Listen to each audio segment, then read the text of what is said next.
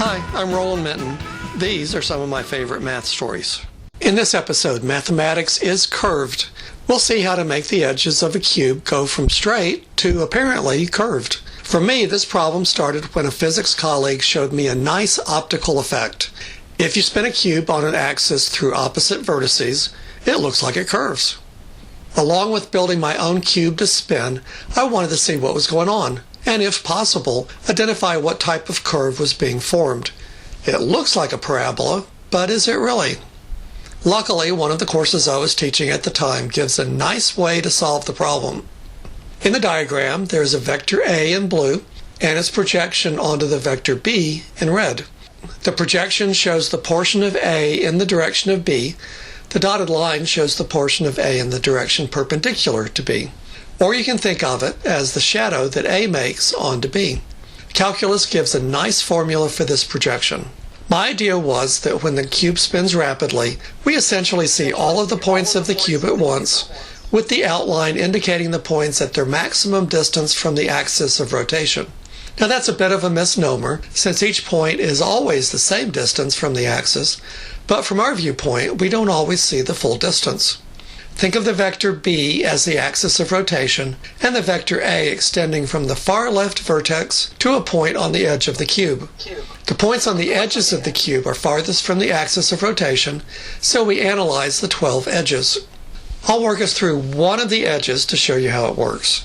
Start by assuming that the vertices of the cube are at 0, 0, 0, 1, 0, 0, 0, 1, 0, 1, 1, 1, 0, 0, and so on, with the axis of rotation through the points 0, 0, 0, and 1, 1, 1. Then the vector B will be 1, 1, 1, the differences of the vertices. One of the edges goes from 0, 0, 1 to 0, 1, 1. Points along this edge have the form 0, x, 1, where x goes from 0 to 1. The outer 0 and 1 stay the same. A generic vector A would then be 0, x, 1, and the length of the shadow, the projection, is x plus 1 divided by the square root of 3. The Pythagorean theorem and some algebra can then be used to find the height, the distance y, and the variable x, related by 3y squared minus 2 times x minus a half squared equals 3 halves. The graph of this equation is a double curve called a hyperbola, and this is the curved shape that we see in the middle. I should note that there is a change of scale needed to go from x to the distance t along the axis of rotation. The edge from 0, 0, 0 to 0, 0, 1 forms a line segment, which you see on one side of the curve. The edge from 0, 1, 1 to 1, 1, 1 forms a line segment on the other side of the curve. The other edges form exact copies of those three pieces. So, problem solved. I was pleased with myself for solving the problem just an hour or so after my colleague posed it. And for a calculus teacher, getting a hyperbola for the curve was pretty neat. So I told my wife and son about it over dinner that night. Yeah, okay, I was trying to brag. My 16-year-old son almost immediately said, "There's a better way to solve the problem." So much for bragging. He had in mind a very different way of looking at the problem. I'm not going to admit that his way is better, but it's very cool to see the problem solved in multiple ways, one using calculus and the other using linear algebra. How did he solve the problem? Well, when I'm spinning the cube, I'm rotating points around, and there's a nice way of keeping track of where points rotate to. This is a basic tool in computer graphics and uses matrices in linear algebra. The two-dimensional version is a good place to start. Suppose we have a point xy, and we want to rotate it by an angle theta in the counterclockwise direction around the origin. The rotation matrix M, cosine t negative sine t in the first row, sine t cosine t in the second row, gives you the coordinates of the new point. That means you multiply the matrix M times the vector xy, and that means that the new point is x cosine theta minus y sine theta and x sine theta plus y cosine theta. Let's do a couple of examples and see if that looks right. So first start at the point 1, 0 and rotate it by 60 degrees. We'll need the values of sine and cosine at 60 degrees. Sine is the square root of 3 over 2, which is about 0.85, and the cosine is exactly 0.5. So we start at the point x equals 1, y equals 0, and rotate to cosine 60 and the sine 60. So that's the point 0.5, 0.85.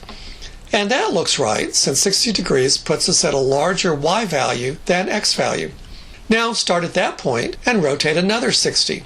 The formula gives 0.5 times 0.5 minus 0.85 times 0.85, and 0.85 times 0.5 plus 0.5 times 0.85.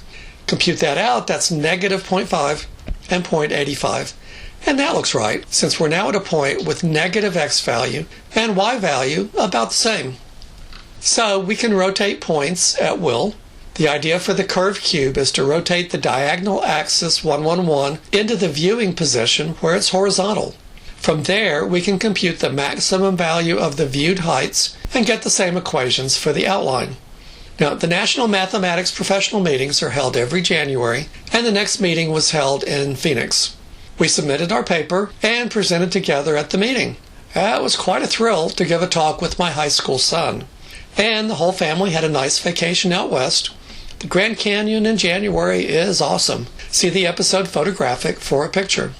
One of my favorite memories of that meeting came from shortly after our talk when Bob Hansen of James Madison University came up and said how much he enjoyed the talk, that we had done our section proud. That's a great gift from a very nice man. The analysis can be easily extended to spinning other box-like shapes.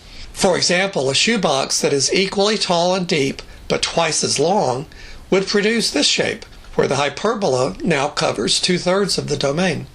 And asymmetrical shapes are produced if the height and depth are different.